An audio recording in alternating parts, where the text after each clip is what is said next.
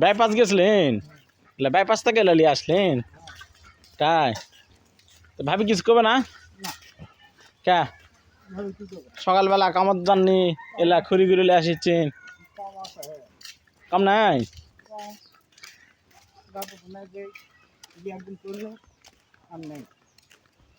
তো কি কাজ করেন? টুকটাক ধান কাটেন। তো যাক, কয় টাকা দিন পান?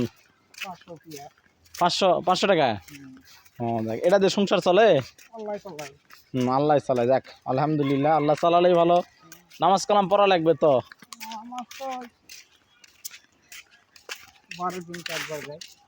শুক্রবার করে শুধু একবার পড়েন? যাক, তাও নামাজ পড়ে। যাই হোক, তো সবাই গাইস আমার এই ভাইয়ের জন্য একটু দোয়া করবেন।